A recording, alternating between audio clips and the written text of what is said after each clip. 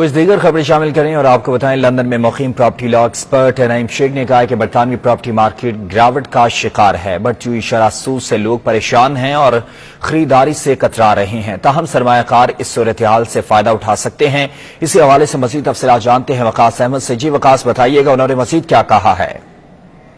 برطانوی معیشت اس وقت کساد بازاری کا شکار ہے اور حکومت کی طرف سے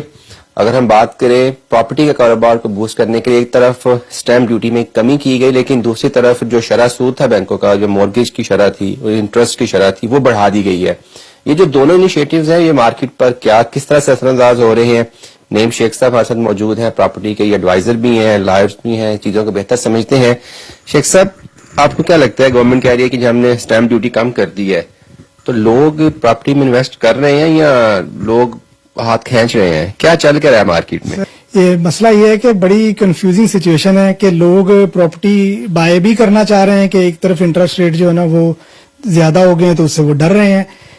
سٹیمپ ڈیوٹی کم ہے تو 2.5 لاکھ تک انہوں نے وہ ویسے ہی 0% کر دی ہے پہلے، اس کے بعد 1,25,000 تک تھی، اب انہوں نے بڑھا دی ہے۔ لیکن پرابلم یہ ہے کہ جس ایریے میں ہم رہتے ہیں یا جس ایریے میں ہم رہنا چاہتے ہیں وہاں پہ پراپرٹی پرائس، لندن کی بات کریں 2.5 لاکھ کا یہاں پہ اب ایک بیڈ کا فلیٹ بھی آپ کو مشکل سے ملتا ہے، وہ بھی کہیں کہیں، زیادہ تر آپ کو 3 لاکھ 4 لاکھ سے اوپر کی پراپرٹیز ہیں، اور یہ جو فیملی والے ہیں ان لوگوں کو ظاہر ہے ان کی ریکوائرمنٹ بھی زیادہ ہے، تو سچویشن جو ہے نا وہ زیادہ خراب ہے اس وجہ سے کہ لوگوں کو پتہ نہیں ہے کہ انٹرسٹ اگر ایسے ہی بڑھتا رہا ہر مہینے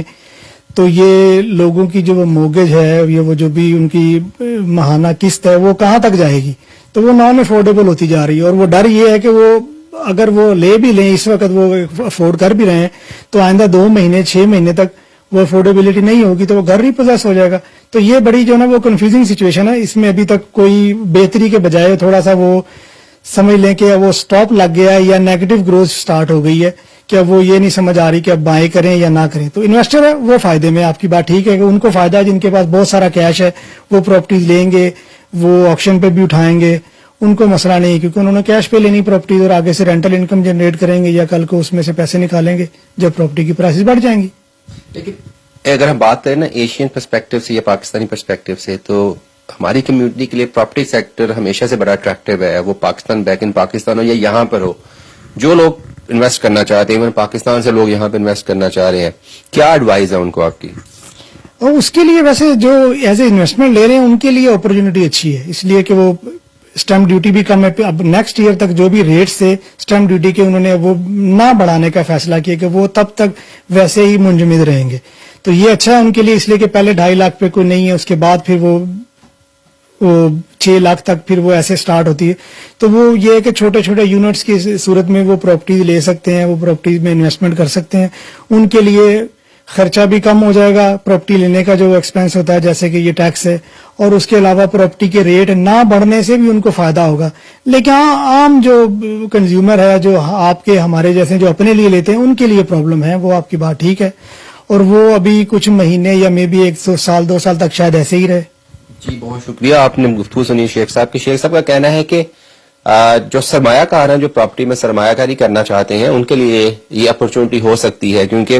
برطانوی جو خاص طور پر لندن میں جو پراپرٹی مارکیٹ ہے وہ گراوٹ کا شکار ہے، لیکن جو فرسٹ ہینڈ بائرز ہیں، جو کنزیومر ہیں، ان کے لیے مشکلات ہیں، کیونکہ انٹرسٹ ریٹ بڑھنے سے مورگیج کی شرح میں بھی اضافہ ہو رہا ہے، اور جو لوگ